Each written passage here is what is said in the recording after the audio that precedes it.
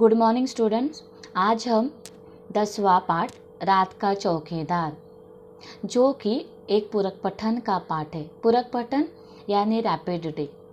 तो आज हम रात का चौकीदार यह पाठ सीखेंगे, जिस पाठ के लेखक है सुरेश कुशवाहा, जो तन्मय इस नाम से भी परिचित है। यह एक लघु कथा है। इस लघु कथा में लेखक ने चौकीदार के माध्यम से, जहाँ इस पेशे से जुड़े लोगों की ईमानदारी, कर्तव्यनिष्ठा यानी अपने कर्तव्य को, अपनी ड्यूटी को बड़ी ईमानदारी से निभाना। तो चौकीदार की ईमानदारी, उसकी कर्तव्यनिष्ठा को इस पाठ के माध्यम से लेखक ने दिखाया है।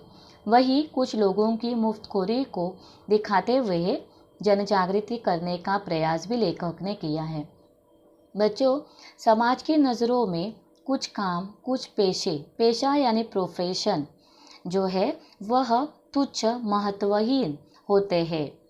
कुछ समाज में कुछ ऐसे लोग होते हैं जिन्हें कुछ काम इतने ज़रूरी नहीं लगते, जैसे कि सफाई का काम हो, सामान ढोने का काम हो, सिलाई का काम हो। इन कामों को और यह काम करने वाले लोगों को समाज के कुछ लोग मान सम्मान, इज्जत देना बिल्कुल ज़रूरी नहीं मानते। इतना ही नहीं, इन कामों को मुफ्त में भी करवा लेते हैं।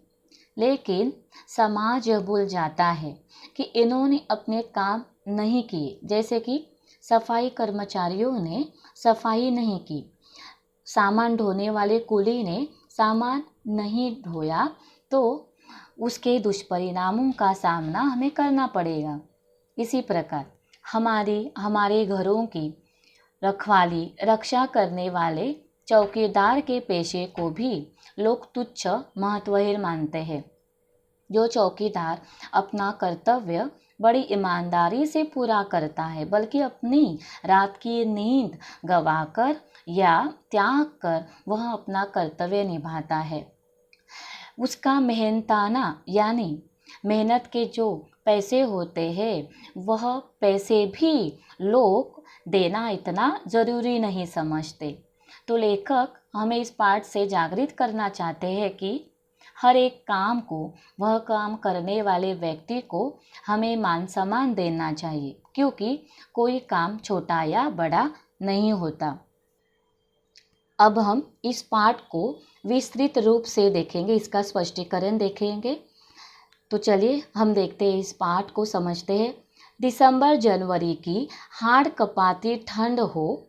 हाड़ कपाती यानी हाड़ में कपकपी पैदा करने वाली ठंड यानी सर्दी। झमाझम बरसती वर्षा। झमाझम यानी मूसलाधार बारिश हो, या उमस भरी गर्मी की रातें। उमस यानी उष्णता से भरी गर्मी की रातें हो, यानी कोई भी मौसम हो। हर एक मौसम में रात 12 बजे के बाद चौकीदार नाम का यह निरीह प्राणी, निरीह यानी मासूम, सड़क पर लाठी ठोकते, सीटी बजाते, हमें सचेत यानी सावधान करते हुए कॉलोनी में रात भर चक्कर लगाते रोज सुना ही पड़ता है। यानी आपको पता है कि अपने जो इलाके की, अपने घरों की रखवाली करने के लिए चौकीदार को हम रखते हैं। यह चौकीदार कोई भी मौसम हो, हर एक मौसम में अपना जो कर्तव्य है, यानी चौकीदारी करने का जो कर्तव्य है, काम है, वो पूरी निष्ठा से करता है। वह किसी मौसम का बहाना नहीं बताता और ना ही कोई कारण बताता है। कोई भी मौसम हो, हर एक मौसम में यह चौकीदार अपना कार्य बड़ी ईमानदारी से निभाता है। तो रात के समय हमें सावधान करते हुए कॉलोनी में रात भर चक्कर लगाते हुए यह चौकीदार हमें सुनाई पड़ता है। हर महीने की तरह पहली तारीख को हल्के से गेट बजाकर, हल्का यानी इलाके से गेट बजाकर खड़ा हो जाता है साहब जी पैसे। और जब यह चौकीदार लेखक के पास पैसे मांगने के लिए आता है, तब आगे क्या होता है देखते हैं। लेखक उससे पूछते हैं, कितने पैसे? वह उससे पूछता है, वह यानी लेखक उससे पूछते हैं, साहब जी 1 रुपया रोज के हिसाब से महीने के 30 रुपये, आपको तो मालूम ही है। तब लेखक को वह जवाब देता है, जब लेखक उससे पैसे पूछता है कि चौकीदारी के पैसे कितने हुए, तब यह चौकीदार लेखक से कहता है 1 रुपया रोज के हिसाब से, यानी महीने के 30 रुपये हुए। वह तो आपको पता है। लेखक कहते हैं आगे, अच्छा एक बात बताओ बहादुर, यानी हमें यहाँ पता चलता है कि जब यह जो चौकीदार है लेखक को बताता है कि उसे 1 रुपया रोज के हिसाब से महीने के 30 रुपये मिलते हैं, तब लेखक बहादुर यह जो चौकीदार है उसे पूछते हैं, महीने में तुम्हें कितने घरों से पैसे मिल जाते हैं? साहब जी यह पक्का नहीं है, कभी 60 घर से कभी 50 घर से। यानी बहादुर लेखक से कहता है कि इस काम के लिए, चौकीदारी के लिए उसे कभी 60 घर से पैसे मिलते तो कभी 50 घरों से।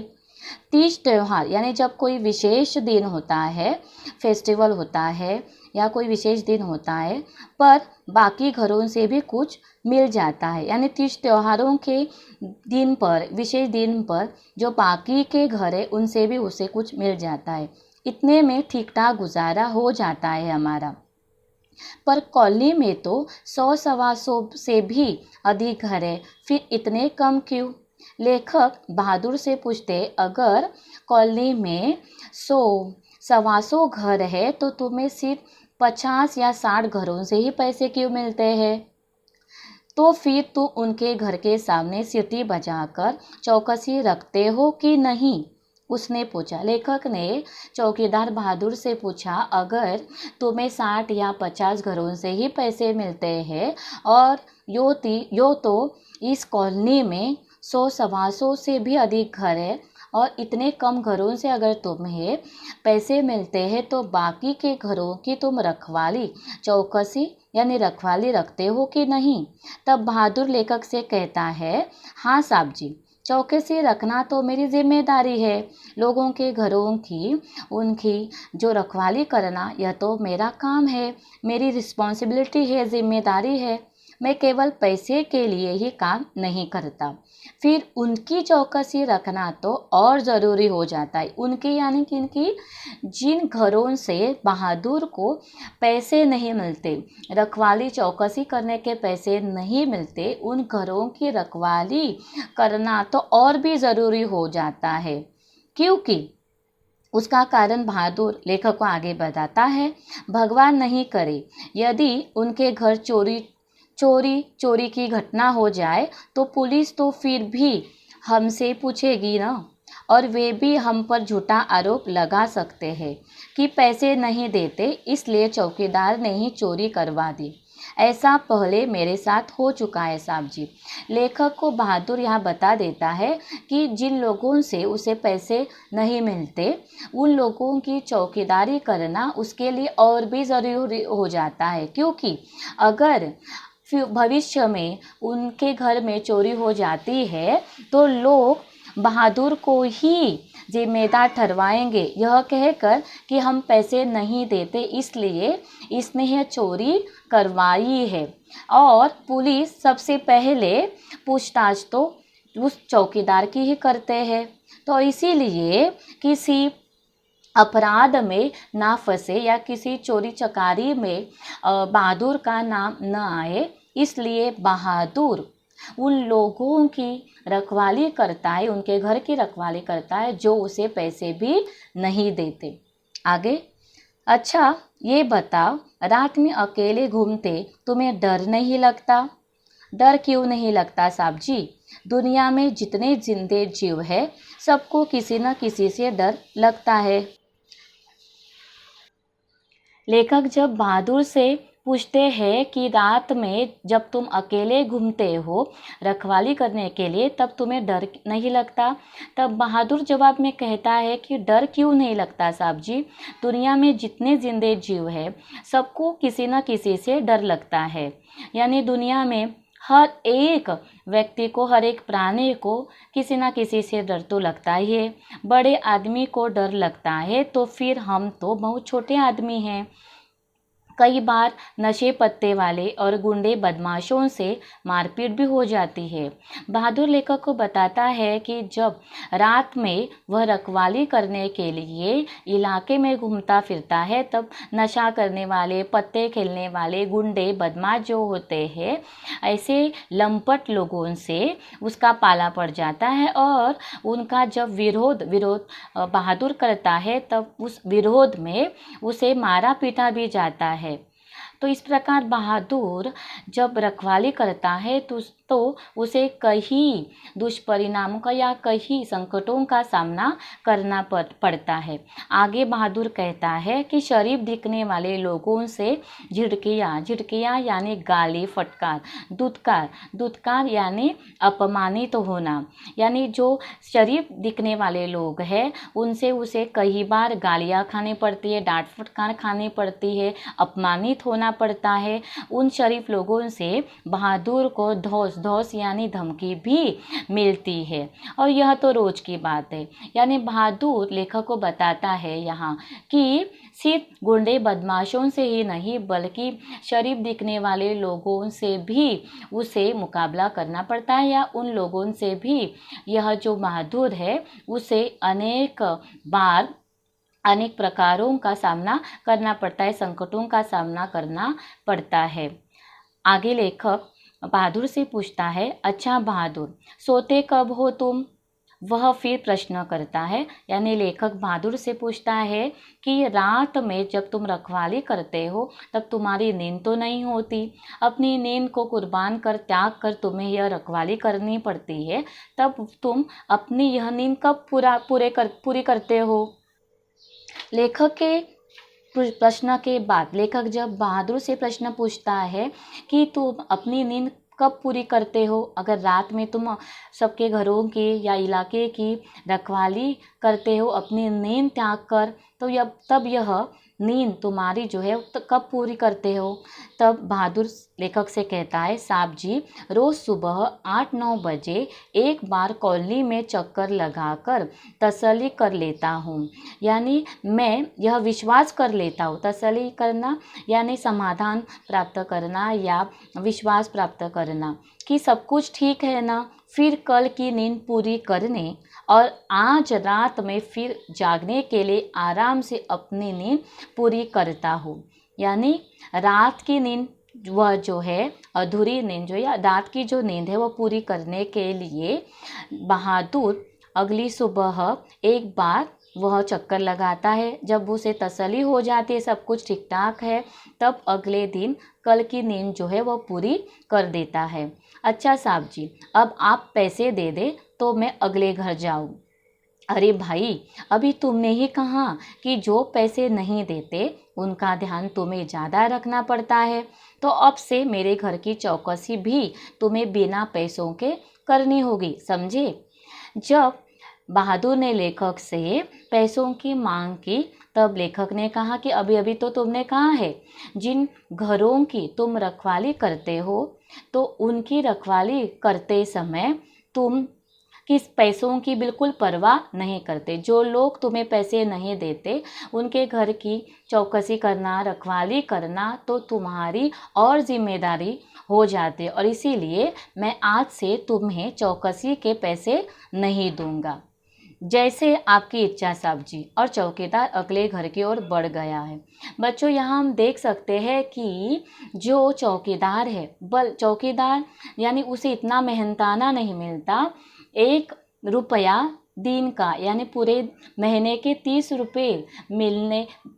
रुपये जिस चौकीदार को मिलते हैं, वह चौकीदार अपनी मेहनत के पैसे न मिलने पर भी पूर्णतः संतुष्ट है। लेखक उसे जब जवाब देते हैं कि तुम्हें मैं पैसे नहीं दूंगा, तब इस जवाब पर वह चौकीदार बिल्कुल बहस नहीं करता बल्कि संतुष्टता से आगे बढ़ जाता है। तब लेखक कहते हैं, मैं सोचता हूँ कि बिना किसी ऊपर दबाव यानी भार प्रेशर अथवा नियंत्रण ने कंट्रोल के एकाकी रूप से इतनी जिम्मेदारी से अपना कर्तव्य निभाने वाला, हमारी सुरक्षा की चिंता करने वाला, निष्कपट भाव से करने वाला, निष्कपट यानी बिल्कुल कुछ कपट या छल मन में जो व्यक्ति नहीं रखता उसे कहा जाता है निष्कपट। तो निष्कपट भाव से अपनी जिम्मेदारी, अपना कर्तव्य निभाने वाला यह रात का रखवाला स्वयं कितना असुरक्षित और अकेला है। अब लेखक सोच रहे हैं कि बिना किसी ऊपर दबाव अथवा नियंत्रण के एकाकी रूप से इतनी जिम्मेदारी से अपना कर्तव्य निभाने वाला, यानी उसके ऊपर इतना भार नहीं है, उसके बाद बिना किसी नियंत्रण, यानी कोई यह देखने के लिए नहीं आता रात के समय कि वह चौकीदार चौकीदारी कर रहा है या नहीं, यानी बिना किसी नियंत्रण जो अपनी जिम्मेदारी, अपना कर्तव्य बड़ी निष्ठा से निभाता है और हमारी सुरक्षा करता है बिना कोई मन में कपट रखे, वह रात का जो रखवाला है, चौकीदार है, खुद असुरक्षित है, यानी उसकी जो रक्षा है वह सुरक्षित नहीं है, वह स्वयं असुरक्षित है, अनसेफ है, अकेला है। मैं रात भर ऊहापोह में रहा, ऊहापोह यानी उधेड़बुन में, यानी कन्फ्यूजन, जो सोच में रहा, ठीक से नींद भी नहीं आई, सवेरे उठने तक मैं निर्णय ले चुका था। यानी रात भर लेखक सोचते रहे कि जो मैंने बहादुर के साथ किया, उसे पैसे ना देकर उस पर जो मैंने अन्याय किया है, वह अन्याय जो है वह बिल्कुल उचित नहीं है। मैंने चौकीदार को बुलाया, उससे कहा मेरे घर की चौकसी करने का तुम्हें पूरा मेहनताना मिलेगा। चौकीदार ने सलाम किया और चला गया। लेखक ने अगले दिन चौकीदार बहादुर को बुलाया और उसका मेहनताना यानी मेहनत करने के बाद जो पैसे मिलते हैं उसे मेहनताना कहा जाता है। तो लेखक ने चौकीदार बहादुर को उसका मेहनताना दे दिया और चौकीदार ने सलाम किया और वह चला गया। मैंने चैन की सांस ली और उसके प्रति श्रद्धा बढ़ गई। उसके प्रति लेखक के मन में जो विश्वास था वह विश्वास और भी दुगना हो गया और लेखक ने चैन की सांस ली। लेखक निश्चिंत हो गए। चैन की सांस लेना नहीं, निश्चिंत होना। निश्चिंत इस बात के लिए कि लेखक अपने आप को जो गुनहगार मान रहे थे उस बहादुर चौकीदार को पैसे ना देकर, तो उस अगले दिन लेखक ने चौकीदार को बुलाया और उसे पैसे दे दिए और इसीलिए उन्होंने चैन की सांस ली और उसके प्रति, बहादुर के प्रति लेखक के मन में जो विश्वास था, जो श्रद्धा थी, वह और भी दुगनी हो गई। धन्यवाद।